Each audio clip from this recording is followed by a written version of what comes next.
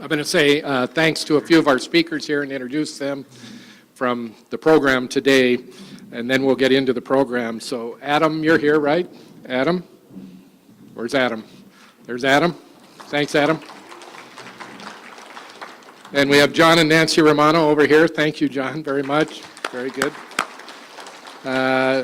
Professor Monroe and Barbara, are you here?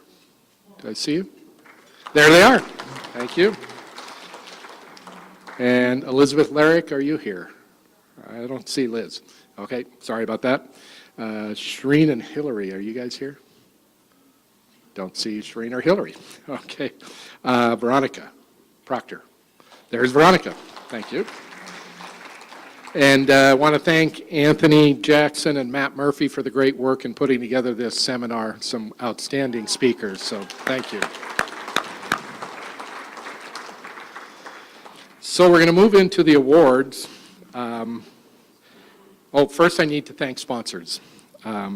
So Fisher Video Conferencing, Carissa, are you here? Thank you. Thanks, Carissa. And we have the breakfast sponsors, the Alexander Blewett III School of Law and the Proctor Law Firm. Thank you both. For social hour sponsors, we have RMAC Risk Management and Asset Conservation, Lon Dale from Milo Dragovich, Dale Steinbrenner. Thank you, Lon. The Duckworth Law Office. Thank you, Kent. I don't know if Kent's here. And Odegaard Kovacic Snipes. Thank you guys for your sponsorship. And we have Courtney Barber, an awards dinner sponsor from Independent Life Structured Settlements. Thank you. Are you here? And I didn't realize this, but we have Heenan and Cook as sponsors tonight. Thank you very much, John and Joe. So we're going to begin with awards. The first person to come up is going to be Mike McKeon to present the Outstanding New Lawyer Award.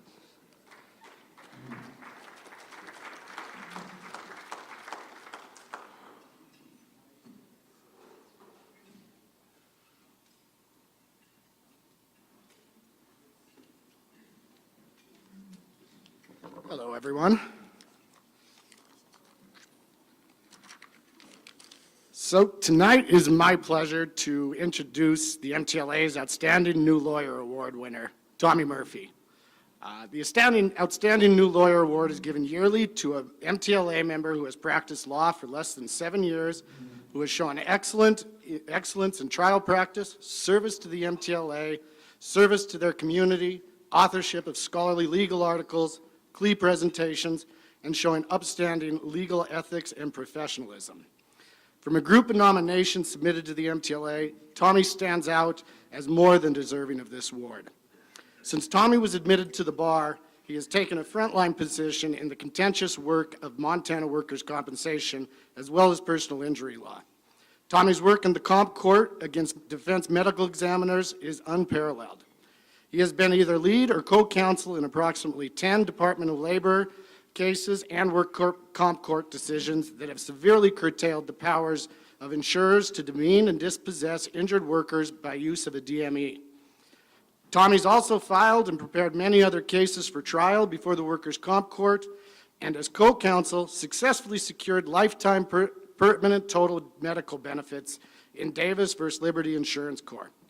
He's recently secured a $53,000 judgment from the Human Rights Bureau for a disability discrimination claimant, and in the personal injury arena, Tommy has successfully handled several catastrophic injury cases. In addition to Tommy's work in the courtroom, Tommy has also been a great friend and contributor to the MTLA, as well as his community. He has authored 3 articles for Trial Trends and was co-chair of the MTLA seminar in Great Falls in 2020. He has served on the board of directors of Big Brothers and Sisters in Great Falls since 2018. I could go on all night. We only have 10 minutes, and I know Tommy has a lot to say. So without further ado, let's have a big round of applause for the MTLA's 2021 Outstanding New Lawyer of the Year, Tommy Murphy. And if you don't get a chance to congratulate Tommy tonight, he'll be at the Work comp breakfast tomorrow, bright and early at 7. He's there every year.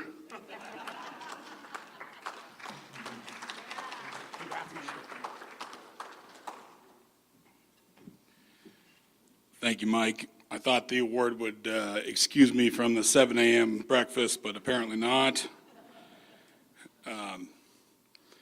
It's truly an honor to be up here today receiving this award with this great organization. I initially thought we'd be in 95-degree heat, so I kept my speech brief, and I'm still going to keep it brief. I just wanted to thank my wife, Amy, who's always been a constant source of encouragement for me in my life and practice. In fact, she often gets more riled up than I do hearing about some insurance antic, and always asks, well, what are you going to do about it? And that helps keep the fire burning.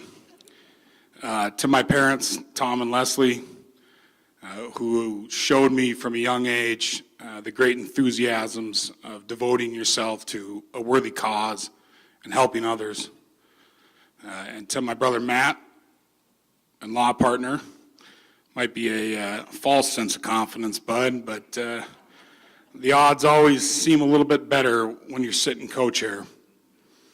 And finally to just the MTLA, Al and Mary, for all your hard work, and to all the members. I can't describe how much help I've received along the way and how beneficial that's been. I know I'm a better practitioner for it. And I look forward to many, many more years with this great organization. And I promise to keep fighting the good fight and helping those in need. Thank you very much.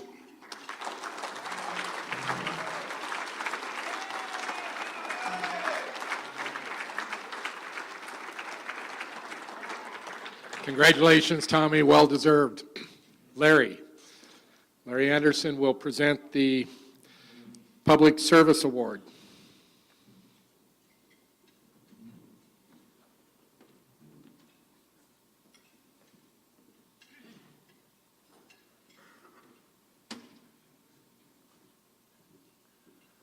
The Public Service Award is given to the person or organization that vindicates the rule of law through their litigation over the period of time we're involved here. 2 years ago, we gave the Public Service Award to Governor Steve Bullock. We gave it to Governor Bullock for setting the historical record for the number of vetoes that he had vetoed legislation that was inimical to the public's interests. We also recognized during that time that he had been a major instrument when he was Attorney General in protecting the integrity of the electoral system, and did his best to curb corporate funding of elections. This year we give the Public Service Award, the Al Smith Public Service Award, to his legal counsel during his second term from 2016 to 2020. The legal counsel for the governor's office is both metaphorically and physically in a small cubicle in the second floor on the governor's wing of the Capitol. Its primary job historically has been to act as an advisor to the governor and act as an intermediary to the governor as he relates to the other executive agencies in government. He also acts as an intermediary for the governor for the local governmental entities and the federal government. This is a full-time job. Raph changed the nature of that job. rather than simply act as an intermediary and act as a legal advisor to the governor, Raph used the office to vindicate the public interest and the public trust through the rule of law. Don't have time to cite to you all of the cases that Raph prosecuted as the governor's lawyer, but I cite two that will demonstrate the reason Raph should be recognized this year. The first case is entitled Bullock versus Attorney General Fox and the Land Board. 1987 Habitat for Montana Act is a statute that basically allows property owners to place their property in conservation easements.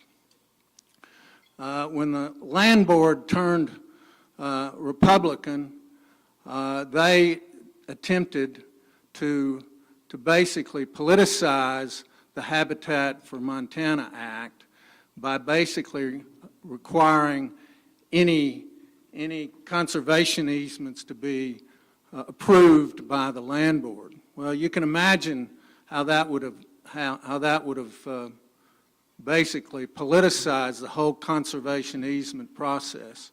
Raph filed an original proceeding in the Montana Supreme Court and basically assured that the Habitat for Montana Act would not be politicized. The second case that I cite as an example of all the work Raph did is entitled Bullock and the Montana Department of Revenue and the State of New Jersey versus the Federal Internal Revenue Service. This case was filed in federal court in Great Falls, and for a long time the IRS has had a rule that nonprofits would be required to disclose their political contributions. During the Trump presidency, the IRS attempted to eliminate that rule. Raph, on behalf of the governor of Montana, the Department of Revenue, and the state of New Jersey, filed suit to challenge the IRS elimination of that disclosure rule and prevailed in Judge Morris's court. To my knowledge, that case hasn't even been appealed. There are many other examples of Rafe's litigation and really changing the whole nature and scope of the office of the legal counsel for the governor. But one of the ones that seems to be maybe the most ironic is he defended the efforts of the right to minimize and eliminate mail-in ballots in Montana, and we thought that would be the saving grace for the 2020 election. And ironically, we were swamped with ballots, mail-in ballots from the other side that probably spoke volumes about how the Democrats lost in 20 in Montana. But Raph is now in private practice. He's now the fourth generation of the Graybill law firm, and he's been busy developing his practice in the Graybill law firm. And despite that, he has filed a number of cases that protect the public trust through the rule of law. And we all know about his effort to strike down SB 319, which basically attempts to undermine our ability to make contributions to judges. Because when we did under SB 119, we set up a situation where judges are automatically disqualified. Raph recently secured an injunction a temporary restraining order from the enforcement of that statute. Raph has got an amazing amount of energy, and he's using it for the purpose that this award is designed to recognize, and Raph is well deserving here. Thank you.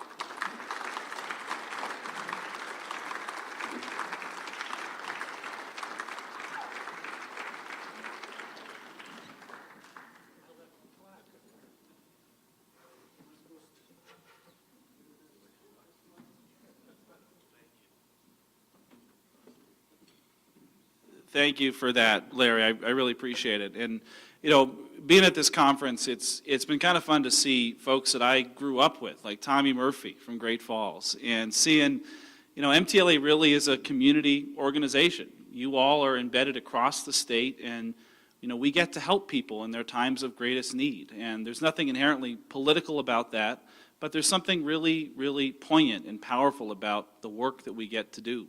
I want to set the record straight from Larry. We didn't go for mail ballots because it was politically advantageous. We did mail ballots because it was the right thing to do. And part of this transformation in the governor's office that Larry described, that we kind of made this role into something else, was we saw, and I'm not trying to make this political, we saw an attorney general that really needed to stand up for us and wasn't. And there were a lot of opportunities where the courts provided an avenue to do the right thing. And so that was a meaningful time to be there. And it helps to have a client like Steve Bullock who says yes to things. So I briefly want to thank Riley Summers Flanagan and acknowledge her over here. She was my deputy in the governor's office and was by my side when we removed Trump's BLM director, when we fought for and defended mail ballots all the way to the U.S. Supreme Court. Riley now has a nonprofit law firm called Upper Seven Law that's doing amazing work to advance the rule of law.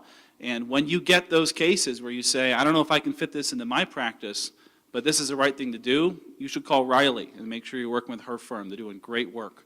And just last, but probably of most importance, this award is named after Al Smith, who is the man, the myth, the legend. And, you know, Al is such a force in public life in Montana. Not everyone knows his name, not a household name, but he is someone that commands respect from everyone across the aisle. People listen to Al. Teresa Manzella listens to Al Smith, you know. She doesn't listen to Gianforte, but she listens to Al Smith. And I think to cultivate the kind of credibility and the kind of voice that Al has cultivated on rule of law issues has really given our Constitution life. And it's really an honor to have worked with him, to see him at work, and we should all be grateful for the work that he does. So let's give Al a round of applause. Thank you.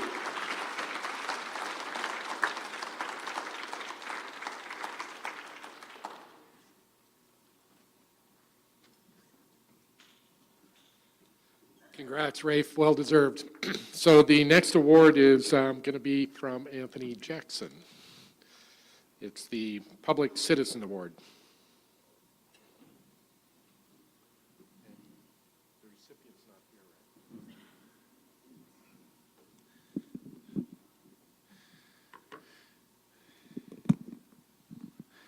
Thank you. Daniel Harrison is the recipient of the Citizen of the Year award this year. And after I nominated Daniel and he got his nomination, I called him to tell him, and I said, so Daniel, do you think that you could come out for this? And there was kind of a little pause, and he said, is it okay if I bring my entire family? And I said, yeah, it is. And he was super excited to come out. And then I got a call on Friday, some things that happened in his family, and he couldn't come out. And he wondered if he wasn't going to get the award. I said, you're still going to get the award. I'll do this for you. So he can't join us here today, but I do want to kind of tell you a little bit about Daniel. Daniel came to us with what was essentially a whistleblower case. He had been hired a few months earlier to work at a company that's a fire suppression company.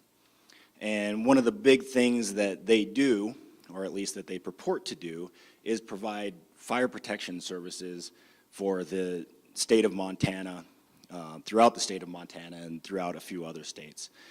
And he said, I started here a few months ago, and they take me through this training, and I'm quickly realizing that all the stuff that they trained me to do, we're not doing. I said, okay, well, tell us about this.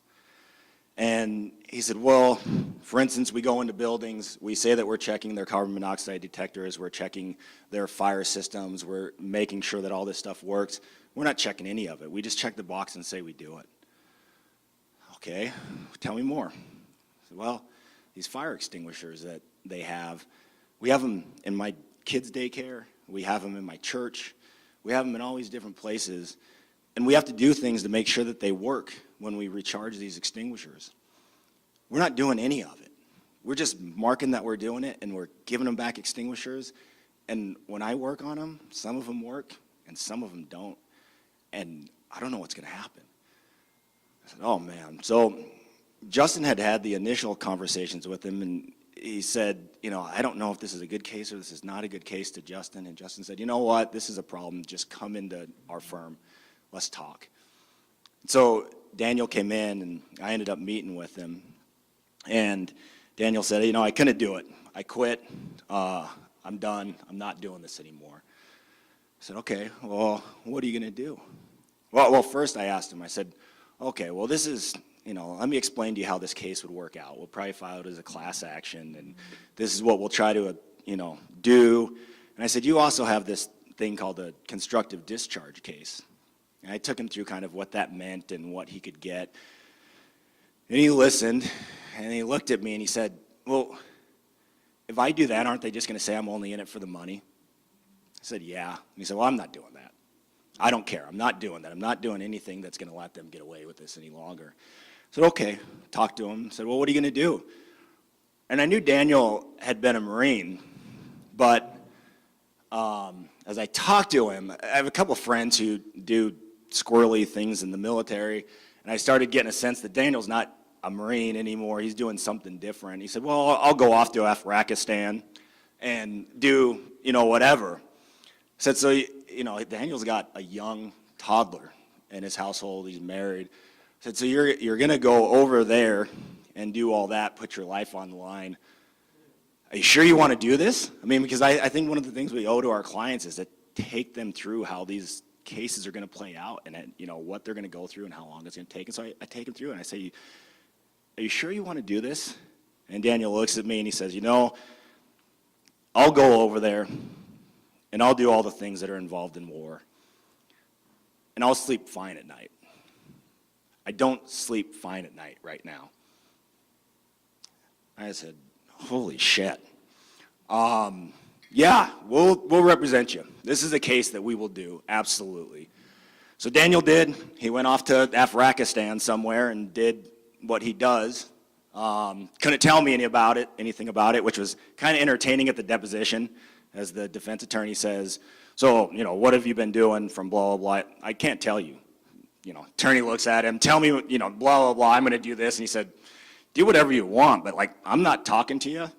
And I need to talk to my attorney outside. We had a conversation. I just said, Daniel, don't tell him anything. If he wants to try to push this, we'll push it, whatever. But the short of it is that's the character of some of our clients and the people that we get to deal with, and that we have the privilege to represent, because this was absolutely a privilege to represent him. He ended up finding another client for us. We filed the class action lawsuit in front of Judge Parker.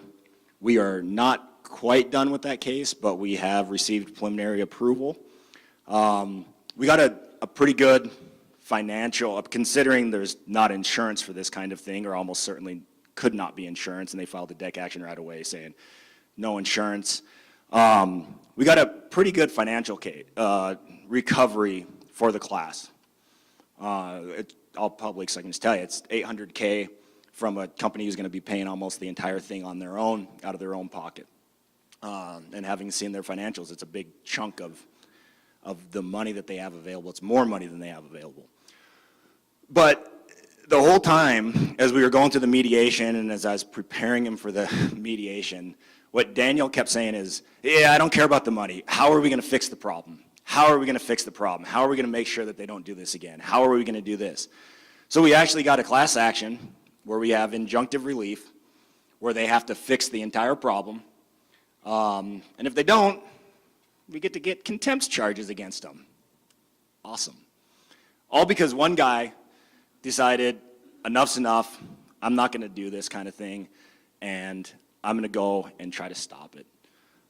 Every time I talk to Daniel, he profusely thanks us for taking the case, and I always like, Daniel, you don't even understand. We can do nothing without you and people like you. So when this award, when people said submit names for awards came up, I thought Daniel was the perfect person for it. I really wish you could have met Daniel. He's a spectacular young man, amazing individual. But he can't be here, but I do hope that you can all join me in just giving a round of applause for Daniel Harrison. I think he did a hell of a job, and I think it's an amazing thing that he did for the community of Bozeman, the people of Montana, and the people being served by this particular company. So please join me in giving Daniel a round of applause.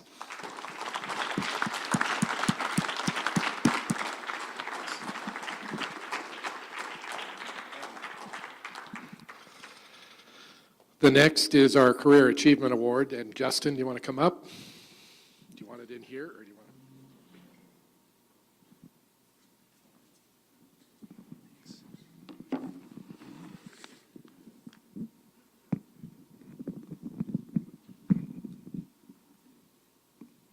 All right. Well, it is quite an honor to present this year's Career Achievement Award to a most deserving lawyer and member of this organization, a lawyer who for the past 40 years has exemplified the work of a civil plaintiff's attorney and trial lawyer, Monte Beck. Before he comes up here and accepts this award, I want to tell you a little bit about him. Monte grew up in Anaconda. He was one of 7 children, 5 brothers. Those brothers raised him. They're primarily responsible for, well, anything bad you heard about him, I suppose. But Monte left Anaconda without anything and started practicing law, anything other than a finely tuned sense of justice. Growing up in a big family, Monte learned about watching out for each other, and that's what you just had to do. That's what he's done for his entire career. He's done his best to watch out for others and for his clients, and he treated those people, his clients, like family. A little bit about Monte's background. After graduating from law school in 1979, he served as a clerk for Judge Hatfield in Great Falls, met his wife, Kate. He then opened his law practice, the Beck Law Office in Bozeman in 1981, 40 years ago. He took on public defender work, and he started trying cases, and he tried a lot of cases. He hung a shingle and tried to get some civil plaintiff's work, and he started trying those cases. He took plaintiff's cases when he could, and since that time, 40 years ago, he's tried, to my best estimate, and I don't know the number, and I don't know that Monte does, 44 or so civil jury trials to verdict. Monte joined this organization in the early 80s. He joined when Milt Dotsopoulos ran into him at a gas station and said, "I've heard of you. You should join the MTLA." And Monte did. He became a board member. He won this organization's Public Service Award in 1990. And then in 1991, he received the Trial Lawyer of the Year Award for a case that some of you may have heard of, Lutz versus National Crane. Monte received an $815,000 verdict in a tough case dealing with side loading of cranes, and that case continues to define the law of misuse and foreseeable misuse in this state. And it's an exemplary example of legal reasoning that lawyers in other states can't even believe when they see it. I'm going to talk to you about some of Monte's other verdicts. I'm not going to talk about all of them because we'd be here all night, but I'm going to talk about, I guess, a curated sample of some of my favorites and Monte's favorites, and this is going to take a while. One of Monte's favorite cases that we love to talk about, Niles versus Big Sky Eyewear, 1988. Monte received a $470,000 verdict for a negligent infliction of emotional distress by a woman who was accused of stealing sunglasses. If you adjust that for inflation, that's a $1.1 million verdict for a woman who was accused of stealing sunglasses. But again, it goes to that sense of injustice that Monte could identify and instilled in those jurors. TEF versus Dason, it represented a young girl who had been sexually assaulted by a businessman. A $2.2 million verdict, and including at that time the highest punitive to compensatory ratio ever approved. Martinez-Wolverton versus Les Schwab, the jury returned an $8.2 million wrongful death verdict. The clients in that case were two missionaries who had no past earnings, no earnings capacity, and that was really the defense. $50,000 offer, and then Monte brings it home for $8.2 million for those folks. Carlson versus CMC, he and John, jury returned a verdict of $1.3 million in a medical negligence case for our friend Scott Carlson over the tragic death of his son. Bear Medicine versus U.S., $3.2 million wrongful death verdict, and got loss of consortium damages for the parents of an adult child in that case through very creative reasoning, and anybody who has a wrongful death case needs to read Judge Malloy's opinion in that case. Newville versus the state, Monte and Larry Anderson. The jury returned a verdict of over $600,000 to the caretaker of a child abused by her foster father. And again, what's important about that case is not only the result for the client, but the long-standing effect on Montana law. And now it's true even for the cases that Monte lost, the cases that never quite went to trial. There's so many opinions. If you look out there and you look them up, Lutz, Newville, Falconbridge, Bulin, Christian, the list goes on and on. We're about to have challenges to Montana, the changes to the collateral source rule in 308, and I guarantee you we're all going to be talking about Kunke v. Fisher, one of the first cases that Monte tried to verdict. Twice, I believe, in fact. Monte's contributions extend beyond his practice. He's created an endowment at Flathead Lake to have a legal intern from this school up there with the scientists to teach the scientists about the law, and a lawyer about the science to keep Flathead Lake blue. And having worked with Monte for a long time, I will say this. Well, first, you've never had so much fun and you've never laughed so hard trying a case with Monte. Even the cases you lose, and I guess we did, we lost a couple there. But we laughed, and the clients were happy, even so, in those cases. And Monte always said, you celebrate your victories for twice as long as you mourn your defeats. And a couple other Monteisms that I'll just share with you. One he says repeatedly, and this is important in the environment we're in, you want justice? Tell me what judge I have. And it's true. And another Monteism, and all of you need to listen to this one. You get a bad fact, something terrible happens, and Monte goes, nah, it's poker. And that's it. Never met a man who could ignore a bad fact like Monte could. When someone called Monte up and told him about the worst thing that had ever happened to them in their lives, and that they needed help because they needed to use the legal system that they didn't understand, Monte would work, and pardon my French, he'd work his ass off for that person. For 40 years, that's why he's getting this award, is he worked his ass off for those people. And I'm so happy to give this to you, Monte. You're a really, really good lawyer. And Jory, did you want to say something as well? Jory was here. Okay.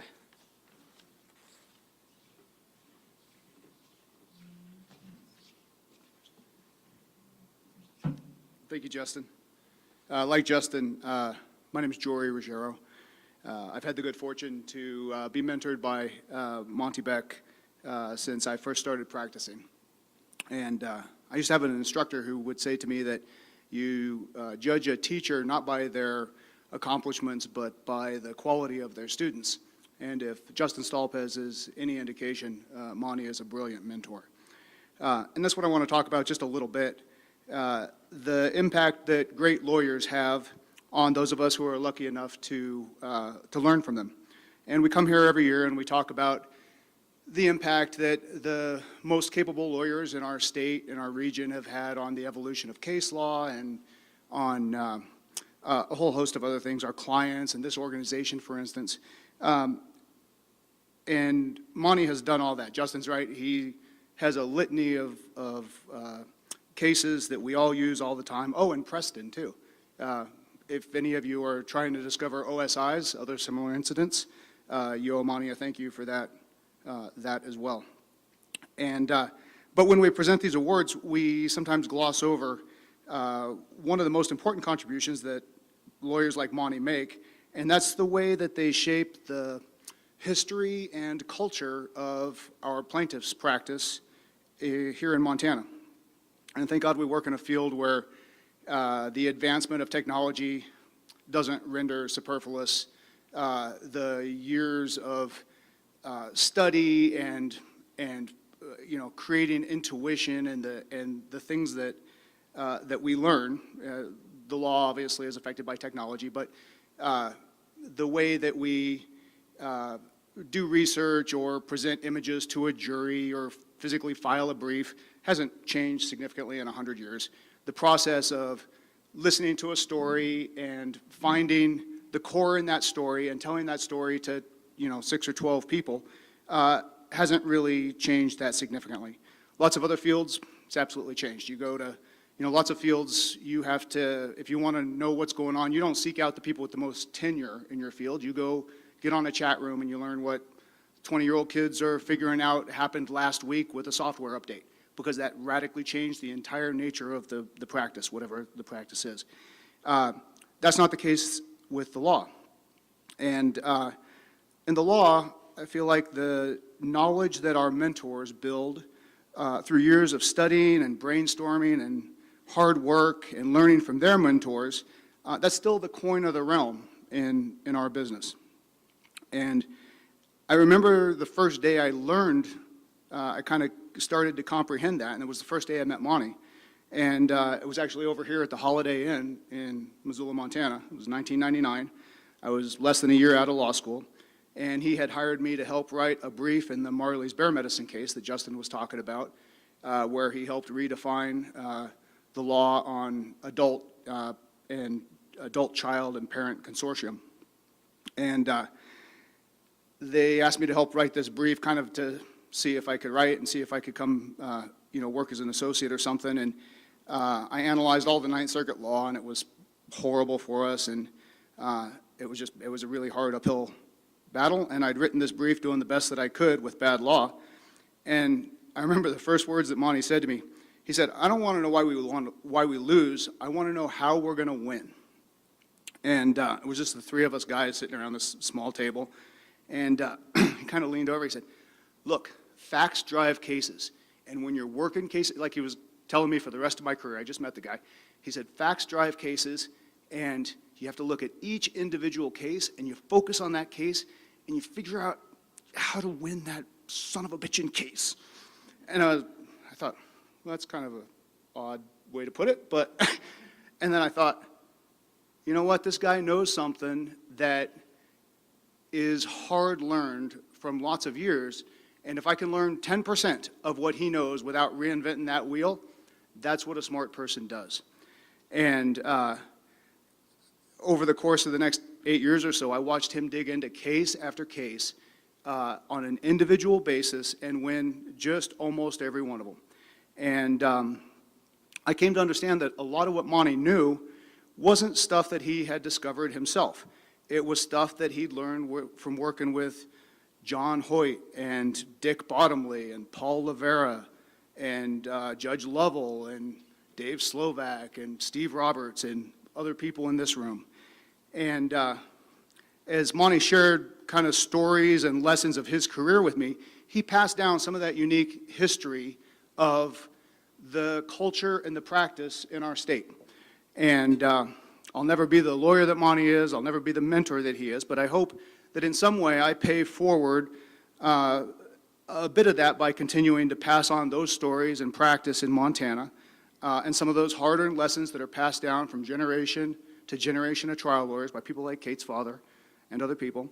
And so, Monte, I know you'll never actually stop practicing, but in addition to all the other amazing contributions you've made to our state through your career, thanks for working your guts out for 40 years to be better and smarter and more creative, and to learn what your elders could teach, and then for being one of those folks who pays it forward by keeping those stories and that knowledge alive. That's also the hallmark of a great career. Thank you very much.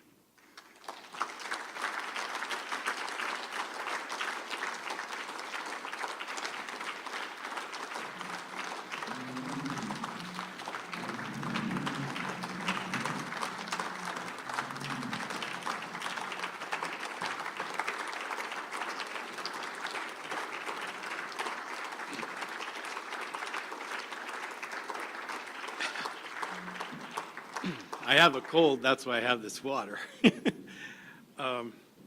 Well, thank you, Justin and Jory.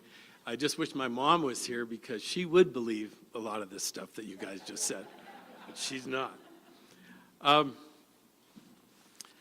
want to thank this organization for bestowing this wonderful award. It's such a great honor for me to have it, and just to be recognized. So I'm so proud to be part of this organization that I've been for over 40 years. I was kind of sorry about all the smoke here. It's almost as thick as some of the dorm rooms that Dale Markovich and I used to be in the 70s, listening to Woodstock and War. War. Who needs it?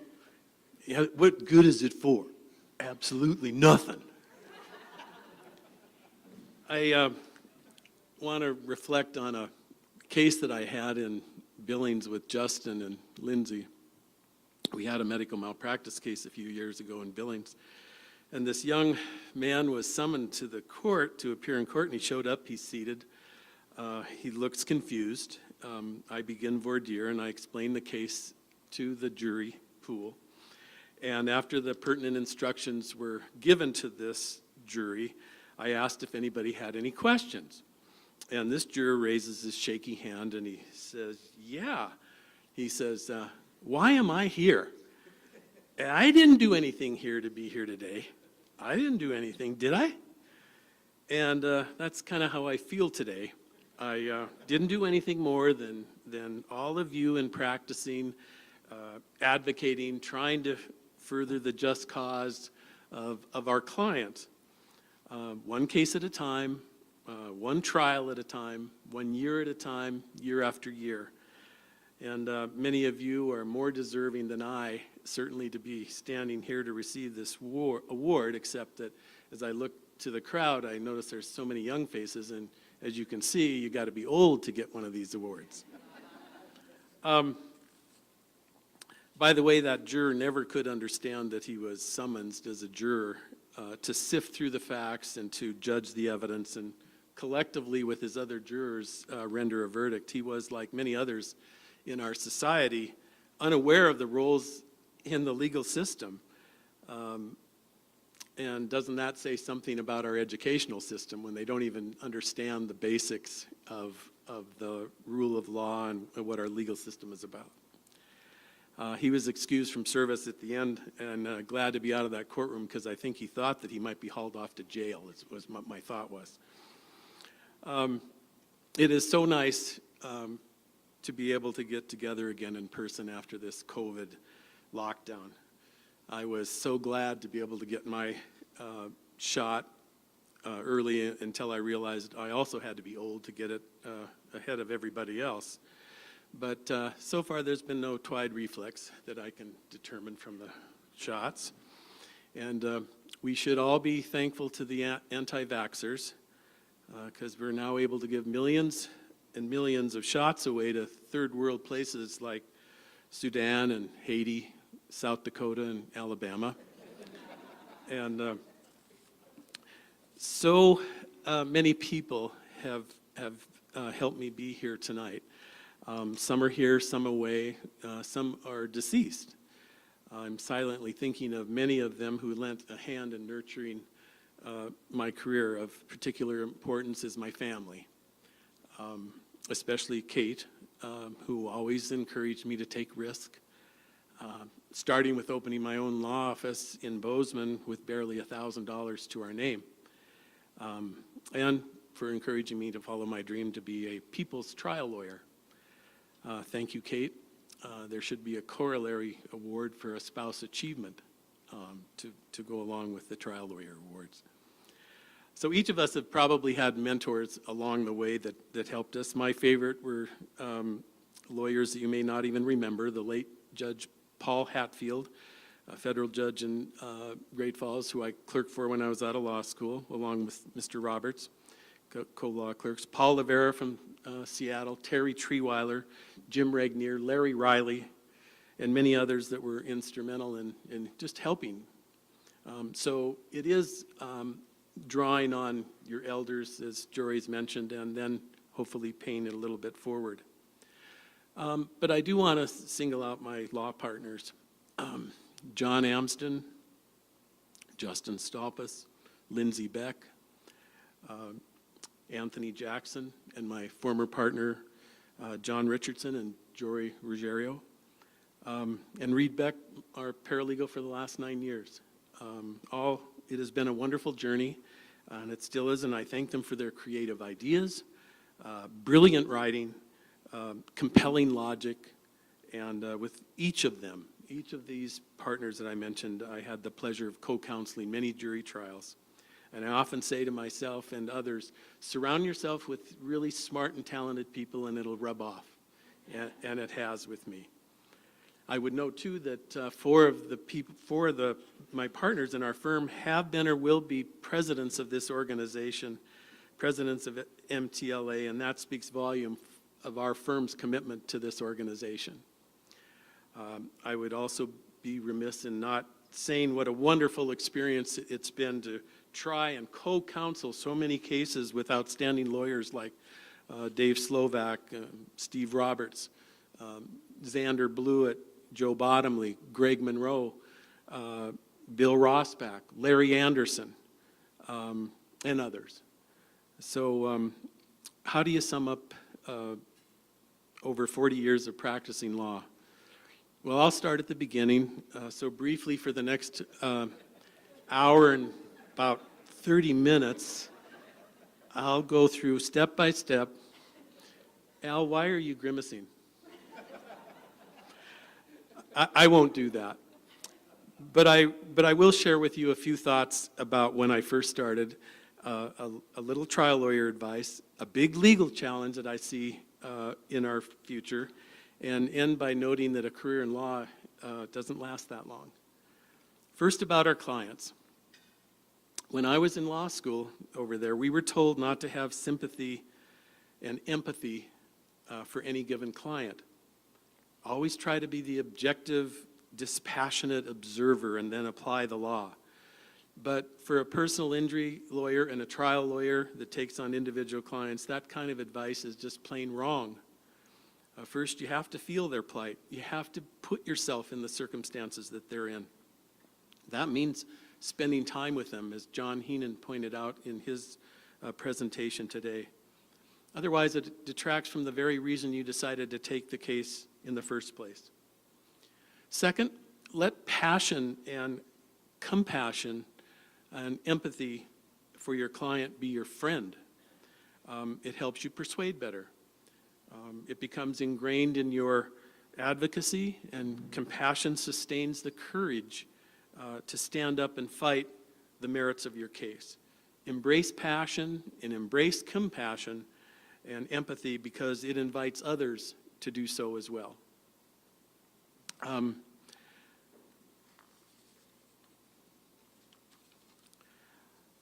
Third, I've I've learned to be myself. Jerry Spence was a famous lawyer and is a famous lawyer. I think he's still alive. Is he dead yet? Anyway, I think he's still alive. But he used to come and lecture to this group. And I couldn't imitate his style, no matter how appealing it was to use.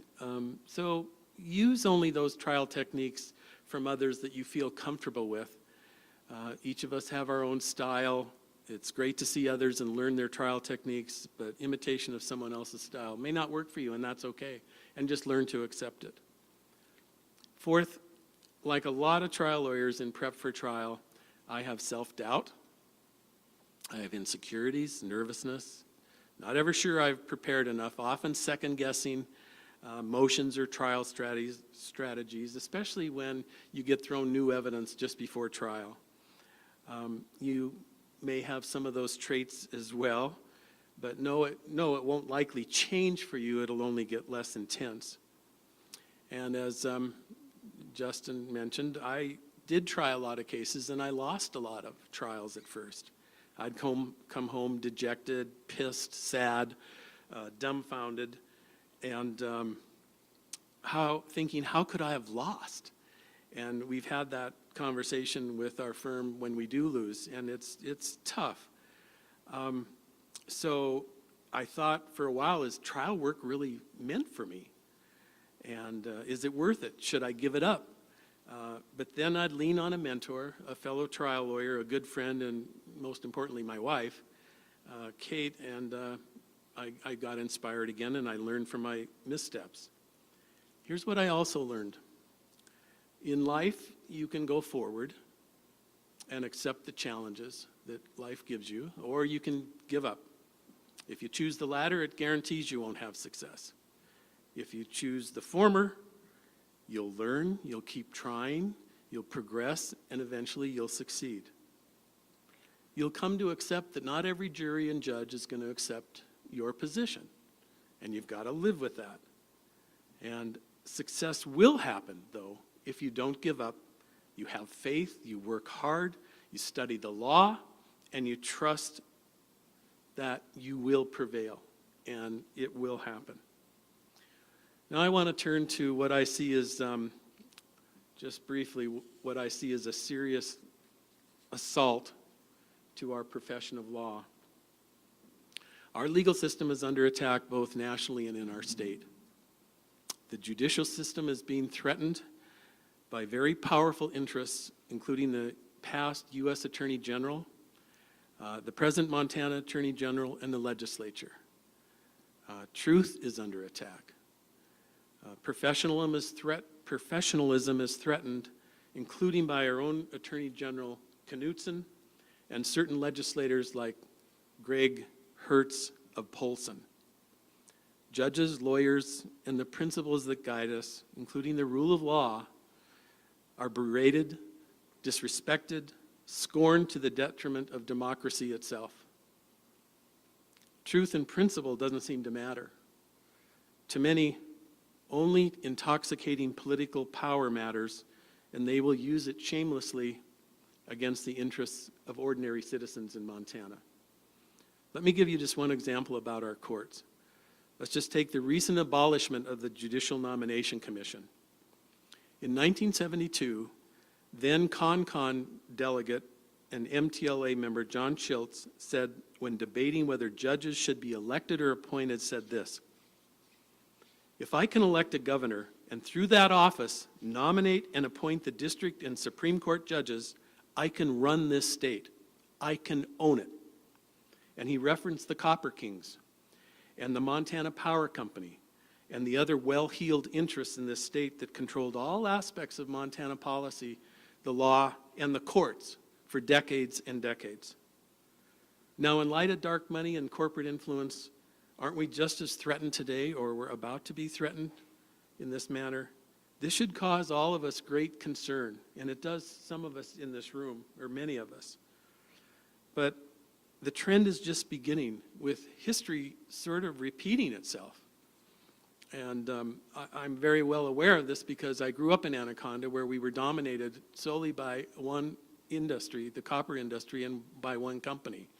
And we know through work with Dave Slovak and Mark Kovacic and their firm that we've uncovered things that it's just appalling. And I won't go into the details about what we learn about how corporate America covers up and hides and obfuscates the facts and tells the people that everything is just fine, that arsenic is not a poison, and that selenium is fine, and all these different heavy metals are just okay for your health, when they knew from their own scientists that it just wasn't so.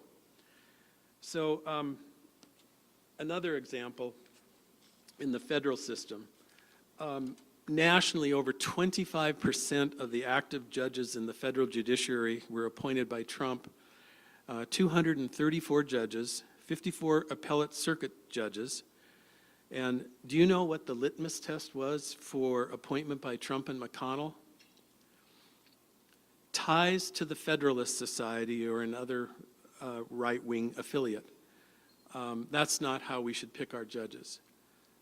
If you don't know who the Federalist Society is, you need to look it up, because its president was recruited by Trump to outsource the job of picking judicial candidates.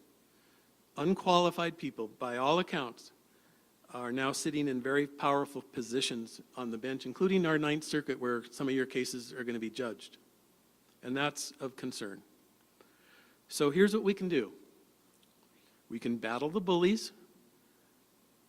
Power unchallenged is power abused.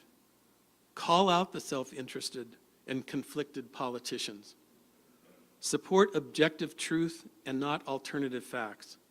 Resist beliefs without evidence and tribalism.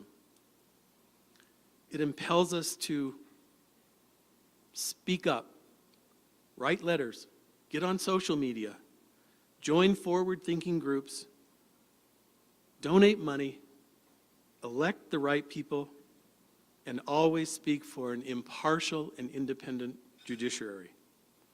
At risk for everyone here and the citizens is the individual human dignity, a clean environment, clean water, clean air, civil rights, voting rights, and many other inalienable rights guaranteed to us by our unique Constitution. And these rights deserve careful vigilance and utmost protection, and we need to protect our judicial system and democratic institutions, armed with truth and unafraid to challenge those who threaten it. Let me end by saying that a career in law doesn't last that long. At first you're young, you're inexperienced, a bit naive as you start this journey, strive every day. Little by little you gain experience and you start to feel more comfortable to handle the unexpected. But they say youth is a disease condition that's only cured by experience. So that's what we have. But in the end, you know, all too soon, puff, you're gone. And here's the thing. People might not remember your name as a trial lawyer, but maybe someone will benefit because you helped plow the way in securing a more just legal system. You did something meaningful while you practiced. Maybe you created precedent. Maybe you had a noteworthy trial result. Maybe you progressed the law by getting good legislation passed. Perhaps your case helped make the environment cleaner, a car safer, a hospital held accountable for its mistake, and a better and just society and better world in furtherance of that type of practice. By doing so, it doesn't matter if someone doesn't remember your name, only that you've done something meaningful to pursue and further the mission of this organization. And it's one of our trial mission statements, to promote the administration of justice for the public good, and that's what defines success in public service. In closing, thank you for making me feel so wonderful. I'm honored and grateful to receive this award and be among the past recipients. I am proud to be part of this organization for as long as I have, and honored just beyond belief about the relationships that I've formed with many of you in this room. And I thank you all for that. You have given me more than I have given you. Thank you.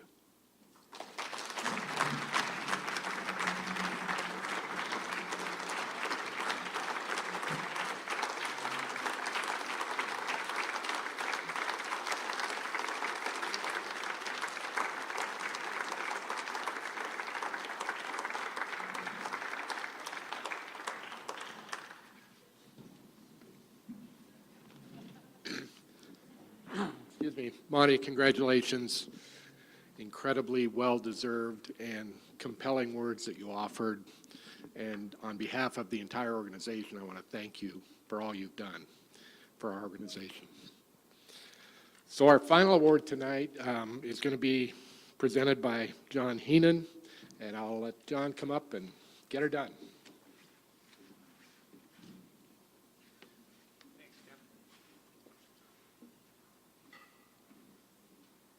Okay, last but not least, and let's work our way out of here. But just briefly, so pretty much everyone in this room gave me money and was very kind when I stopped practicing law and dabbled in politics.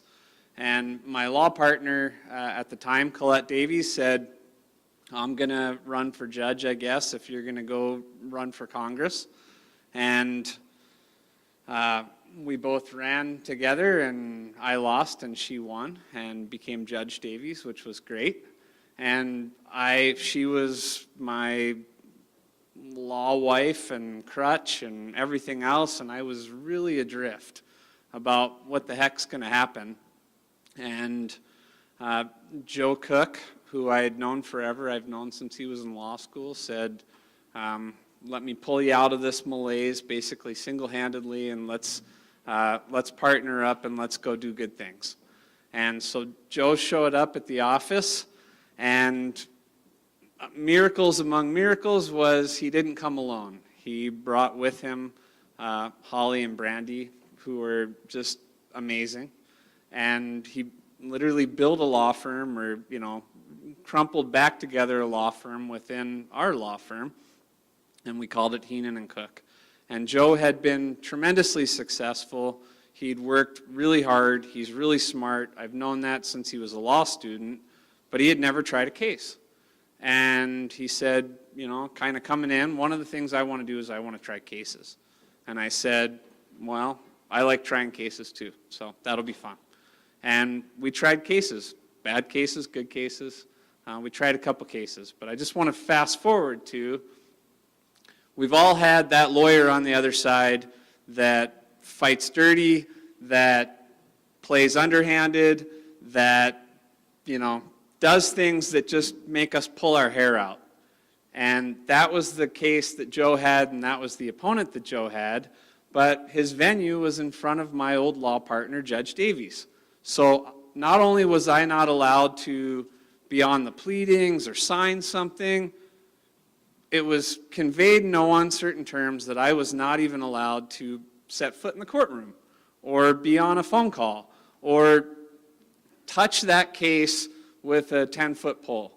And so poor Joe, across the aisle from me at the office, he'd close the door, he'd come out, he'd be pulling out his hair, he'd be just angry and kicking, and, all I could do is say, hang in there, man, hang in there, justice will prevail, right triumphs, good triumphs evil, all that good stuff. And he went into trial against 3 lawyers on the other side and all their staff and all their papers and everything else. And I wasn't even allowed to sit in the back to know what was happening. But lo and behold, he hits it out of the park, and he just, vanquishes his opponents, in the multiple. He does incredible justice for his client. They finally offered a little bit of money right before trial. Joe and his client were like, nope, they've pushed us to the brink, and here we go. And so the Schumann versus Highmark decision, where the Yellowstone County jury awarded Joe over $1 million more than he was even asking for, than his client was even asking for. And more important than the money was, they were so mean-spirited in the way that they attacked Joe's client, who was a hardworking truck driver, construction guy, just a great guy. And they were just dirty about it.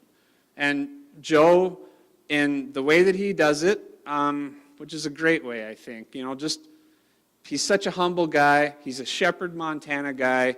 He's from farming and ranching families. He's just salt of the earth. He's an amazing father. He's an amazing husband. 4 little kids, and he never stoops to their level. He never gets in the mud. He never pulls cheap shots. He's just completely above board. He's incredibly smart. I need to say these things for a minute because he's so damn humble that he won't even sniff at it himself. He's incredibly smart, incredibly strategic, incredibly hardworking. Sometimes I'm like, God, how'd you get all this stuff done with the kids? And they'll come in, and it's just like there's only so many hours in the day. You forget what it's like when you only get sometimes a couple hours of sleep at night. And so selfishly, it has been the most incredible shot in the arm to have the privilege to work with this year's Trial Lawyer of the Year. And before I hand him the microphone, I do want to just say, we have very strict time parameters for, the Trial Lawyer of the Year is like, how many cases did you try from here to here? And Joe tried that trial in the midst of the COVID pandemic. He had the mask on, the face visor, the whole shebang. That was last year's trial. Already in June of this year, which is looking forward to the 2022 award recipient, Joe just went and tried a med mal case in Yellowstone County where the foreman of his jury ran as a Republican in the Heights of Billings, Montana, and Joe got a verdict, broke a string of something like 30 times in a row that the doctor had won any jury trial in Montana. He broke that string. He got the first case where now there's a live challenge to this ridiculous cap on damages, compensatory damages for somebody that's maimed by a doctor. And, that's what hopefully I'll get to be up on this stand talking about next year. And I kind of want to, tab that for now. But I really do just, such a privilege, such an honor to work alongside Joe. You've just reminded me how much I love this job. So please join me in cheering on a great guy and our Montana Trial Lawyer of the Year for 2021.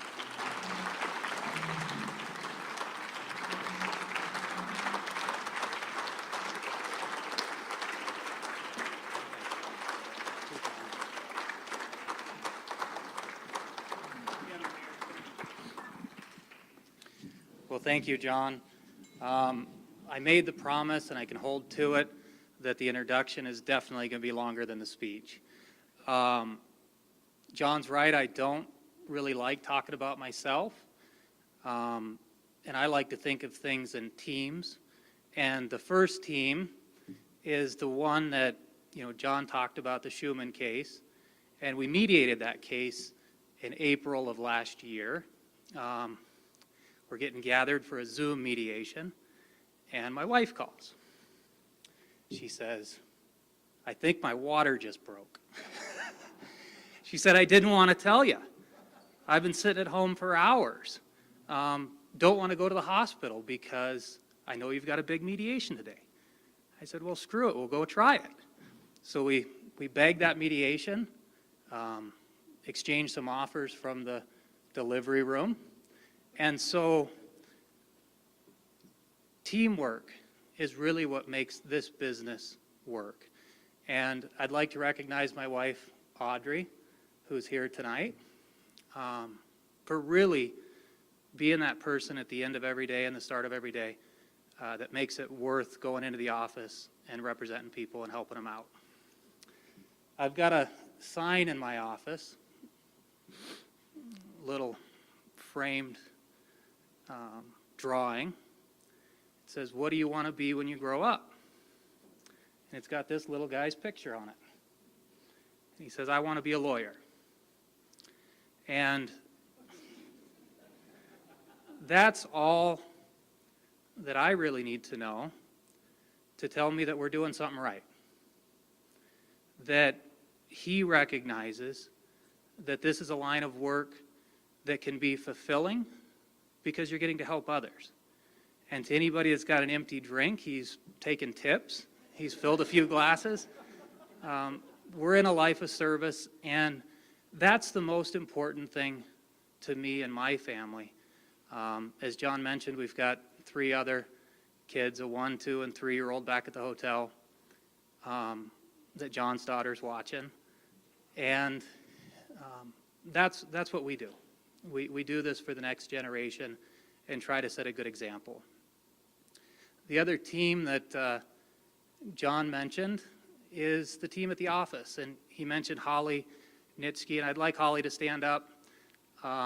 She hates it more than my wife, because I didn't make...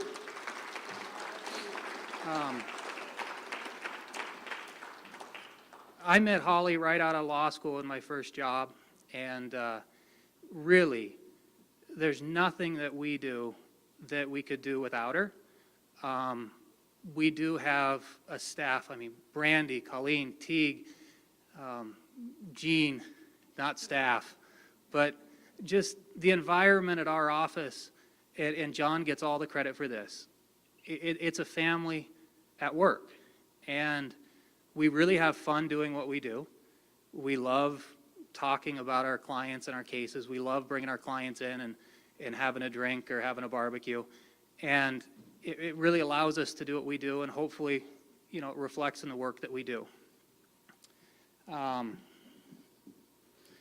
Another, I guess, team that I would talk about would be this organization.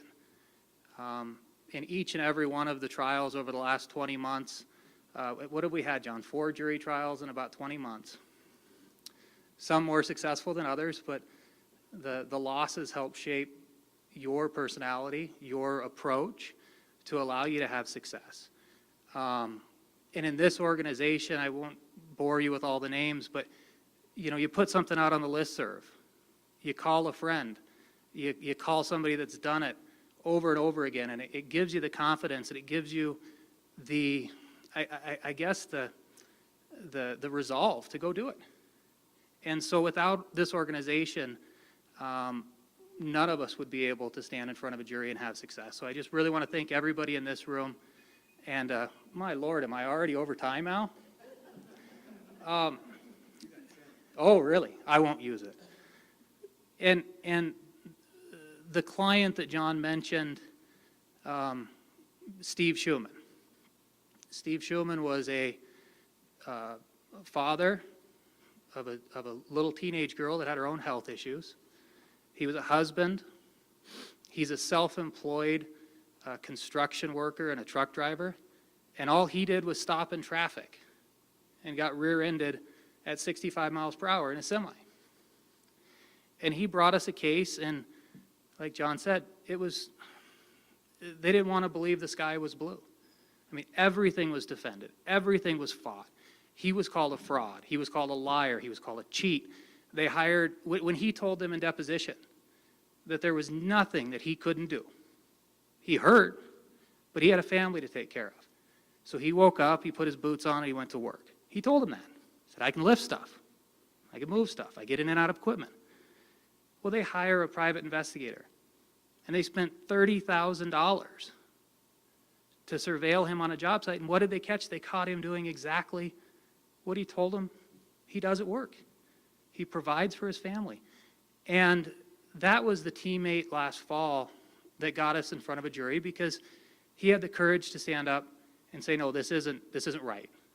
You know, he turned down significant money to go try a case to get a just result, to stand up and prove his own integrity. And without clients that will do that, we can't do our job. And we can't have our clients with that amount of courage to put that amount of trust in us if we don't get to know our clients. John talked about it this morning. Have dinner with your clients. Spend time with their families. Get to know them.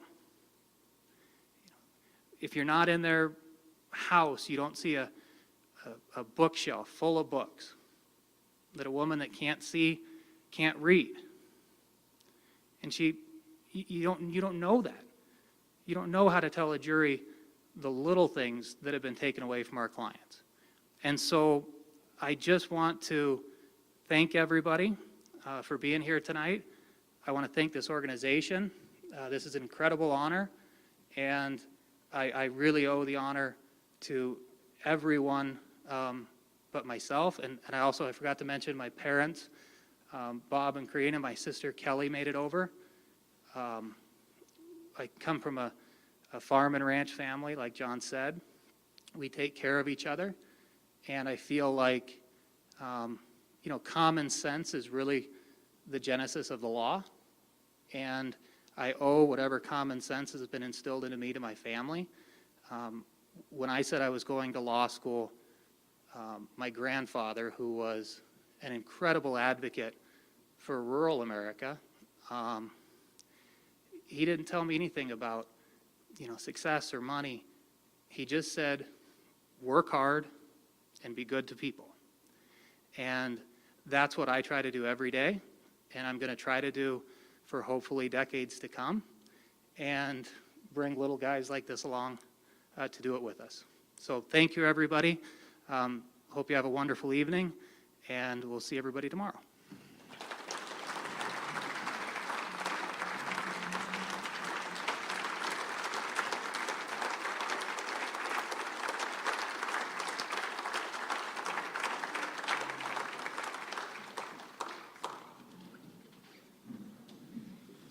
So we're about wrapped up here.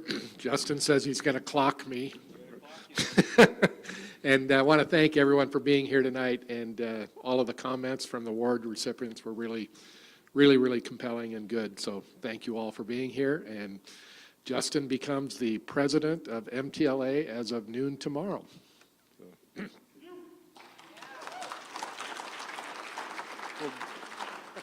Jim, you are clocked officially. Thank you for your service this year. I think it went fine, right? Yeah, it was fine. This year was fine. I don't remember anything bad happening at all. No, certainly a difficult year to navigate with COVID, the legislature. I won't belabor it. You know what happened. It was horrible, but you hung in there and led us through it, and it could have been a hell of a lot worse. So that's pretty good, right? That's right. All right. Thank you, Jim.